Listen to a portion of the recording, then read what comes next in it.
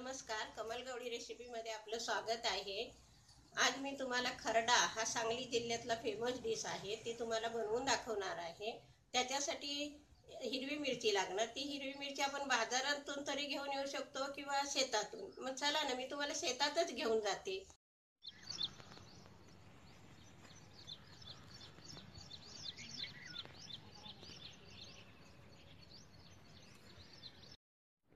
आता आपण मिरचीच्या बागेत आलेलो आहोत। हे अशा प्रकारे मिरचीची झाडं असतात, त्याची मिरची असते अशी लागलेली। आणि ह्याच्यातली आपण फ्रेश मिरची घेऊन आपण ह्यापासून आज खरडा बनवूया। त्याची मिरची घ्यायची आणि ह्याच्यापासून आपल्याला खरडा बनवायचा आहे। आता ही आपण शेतातून आणलेली ही फ्रेश मिरची अशी आहे, ह्याच्यापासून आपण खरडा बनवणार आहोत। ही संपूर्ण मिरची आहे। त्याच्यासाठी लागणार साहित्य ही फ्रेश हिरवी मिरची, कोथिंबीर, हळद, शेंगदाणे, मीठ, सुक्कं खोबरं खिसून घेतलेलं आहे आणि लसणाच्या कुड्या आणि तेल।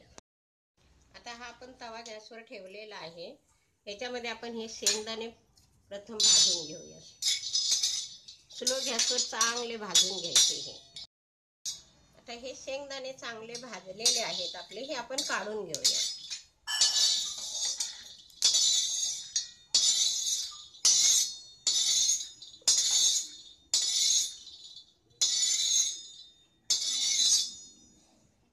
आता त्याच्यानंतर आपल्याला थोडं ह्याच्यामध्ये तेल घालायचं आहे, थोडं घालायचं तेल। मिरची उडेल, तेल घातलेलं आहे त्याच्यामध्ये अशी ही मिरची छोटी छोटी करून आपण ह्याच्यात परतून घ्यायची आहे। बंद। आता ही आपली मिरची सर्व अशी घातलेली आहे, ही स्लो गॅसवर चांगली भाजून घ्यायची, चांगली नरम झाली पाहिजे। आता आपली ही मिरची अशा प्रकारे भाजून तयार आहे। ह्याच्यामध्ये परत हे शेंगदाणे घालायचे, हे परतवायचे। परत ह्याच्यामध्ये हे लसूण पाकळ्या घालायच्या, परत हे चांगलं परतवून घ्यायचं। त्याच्यामध्ये हे खोबऱ्याचं तुम्ही तुकडे सुद्धा करून घालू शकता किंवा हे असा किस करून, सुक्कं खोबरं आहे, असा किस करून सुद्धा घालू शकता। आणि हे चांगलं परतवून घ्यायचं आहे। परत त्यावेळी थोडं तेल घालायचं आहे।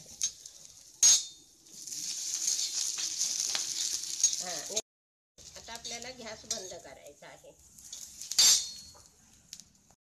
आता हे असं थोडं थंड झालेलं आहे।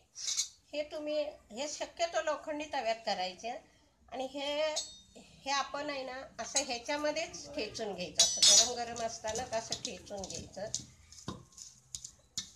किंवा जर तुम्हाला असं तव्यात करायचं नसेल तर अशी ही उकळी आहे, ह्या उकळीमध्ये काढून घ्यायचं। जर तुम्हाला तव्यात करायचं नसेल तर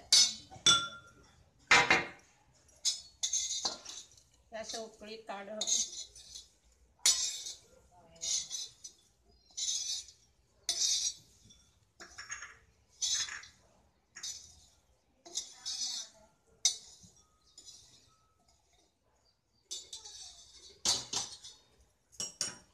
उकळीत काढायचं आणि हे असं उकळीमध्ये जाडं चेचून घ्यायचं। जाडा झाला पाहिजे खरडा। आणि हे काढून चेचून वेळी आता ही कोथिंबीर आणि थोडं मीठ आपल्या चवीनुसार, थोडं जास्त लागतं याला। आणि हे असं उकळीमध्ये पटकन होतं, तव्यामध्ये थोडा वेळ लागतो, पण तव्यात चेचलेलं जास्त टेस्ट येते। लोखंडी तवा आहे ना, कोणतीही वस्तू लोखंडी तव्यात केलेली खूप सुंदर लागते। अशा पद्धतीत तुम्ही चेचून जाडसर करून घ्यायचं।